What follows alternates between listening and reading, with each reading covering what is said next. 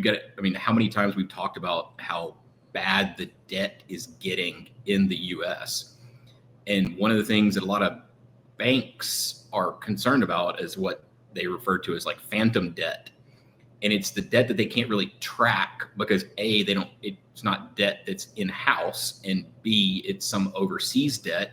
And then you compound that when you add on like people paying, using credit cards to pay off debt even further. So you're just stacking debt on top of debt. And so it's kind of a double-edged sword, because you're going to have a lot of people in the US with mounting debt that we have. And I'm going to keep using that word debt because holy crap. We are amassing a large amount of debt. It's getting worse, and the wage gap and everything, and the wealth disparity. But the point I was trying to make is that one thing that I hope it's going to help with is a little bit of transparency with that phantom debt. Because if you got a publicly traded company, your numbers are a little bit more visible. So maybe they can help track, how much consumer debt are Americans really racking up. And I kind of feel like that number is going to be a little bit more shocking than we thought.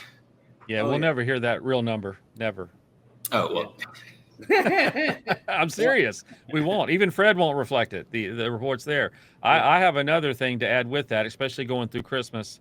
I mean, they're setting this up to be this way, is that people are hurting. I'm going to go ahead and take that while I'm still being offered it before my credit score, because I go bankrupt, gets so low that nobody will be offering me credit. So they're going to have to go the buy now, pay later route. And they're going to have to go with, if anybody's offering me a credit, and I'm not going to look at the 30% that's in the paperwork in small print, I'm going to take it. You're going to go out there and you're going to grab as much credit as you can, no matter what the percentage is, just to get through Christmas. So the way I see it is that people are going, like when they get those calls about, hey, I've got $40,000 for you, they're, instead of hanging up, they're going to say, okay. And you're going to have a ton more after Christmas with the debt blues is what we'll call it. Because I mean, if you were about to be told that you can't have any credit at all because you're about to have to declare bankruptcy, what are you going to do? Am I wrong, Royce? Yes. Okay, go ahead. That is not a responsible way to handle your money. When does responsibility have anything to do with what happens? Responsibility is not a precursor to what actually happens. First off, let's talk about FICO, right? And that FICO score, all right? Oh, boy. Okay. Every time you basically apply for credit, it hurts your credit, right? And any line of credit that's less than 3 years actually hurts your credit, no matter what you have turned on or turned off. You can be maxed out or sitting at zero. The fact that you apply within the last 3 years hurts your FICO score, right? So the best thing that you can do to basically fix or increase your credit worthiness, get rid of cards that are less than 3 years old. Pay them off. You don't have to pay off the old ones. You can pay off the newer ones, and literally just dropping new credit will make your score go up by 20, 30, 50 points. I did it after you said it and recommended it. I did that exact thing, but that's not what we're talking about here. I'm talking about desperate people going into Christmas. Yeah, so ever heard of they're not trying to get their credit score better. Like the Great Depression. Let's go rack up all this debt.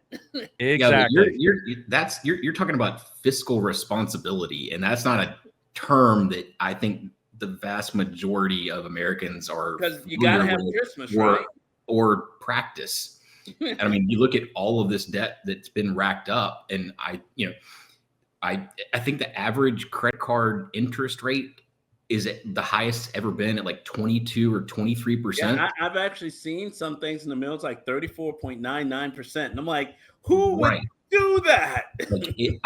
Either we need to open up an Arbitrage credit card, or I'm going to start loaning out some of my money at 20, 30% interest rate. That would not be bad. You're already a banker, so I mean, you should do that. Right. Also, basically, credit card companies are getting smarter too, by the way, because saying exactly what you said, people are not being fiscally responsible, right? They are saying, you know what? You've been with us for 10 years. You have a $30,000 limit. Let's lower that by about 10. Now you got a $20,000 limit. You're good, right? It's like, no, but the ones that, but typically with credit cards, the ones that carry the debt longer, but that's what I'm saying. So like, say for example, you're up to your 20 and you have a limit of 30, they will literally reduce your credit down to the 20 to make sure that you can't accrue anymore just to blow the doors off of it, right? And them lowering the amount of credit available to you hurts your credit score too, because you have less available credit room to be credit worthy. Well, that's, and another point to piggyback off this, or to go circle back to Klarna. Klarna is the worst of both of those because A, you can rack up however much debt, and B, like payment schedules don't report to your credit. Like, so you amass all of the debt and you get none of the financial benefits or the FICO specific benefits. Oh, wow. Well, and you also don't get the bad part of it either, because I mean, that's why Affirm had issues, and they still do. I still think we're going to wait. That's a shoe ready to fall. And then you're going to pull all these other people that are doing it. And the reason they're doing it is because that's what US is about. It's the credit economy, right? And they need more people to go into debt so that they can show on their books that they have, this person has 50K debt to us. So that's basically like an asset for us. So that's what they're doing going through to Christmas. And I'm telling you, Russia, Ukraine is not the only black swan that's flying his little feathers out there. This is already shown in Fred reports how this is the most debt delinquencies I think it's ever. I said think. That means it's not necessarily the truth. It's not confirmed yet. Go look at your Fred reports, FRED, all capitals, and I believe it's the St. Louis Fred that reports this one. But go in there and search for delinquencies, and you're going to be amazed. It'll be fun for you to see, or scary, whichever way you look at it. But I mean, this is it. This is this time of year, and it's just like everybody's going to party like it's 2099 or whatever, just because they have no choice. I mean, the wealth gap is absolutely killing us. The rich are getting richer, and the poor are getting poorer, and the middle class is getting squeezed. And here we go. Let's don't do all doom and gloom though. Let's smile. You want to pull back now? I mean, yeah. But the banks have had to allot more money to account for the credit default that they know is going to happen. So, and it was in the last reports. And there's always a discrepancy, in my opinion, of what they report versus what reality is. Just like the inflation remember, rate. once they remove that reserve on the banks, where they don't have to hold any of your money on hand, and all they just say, "Hey, go talk to FDIC," right? Yep. They don't have to give you a dime. Every single account that you own, you technically don't, with the current policy that's in place for banks. You mean the FDIC guy that's leaving? No comment. He announced it. All right.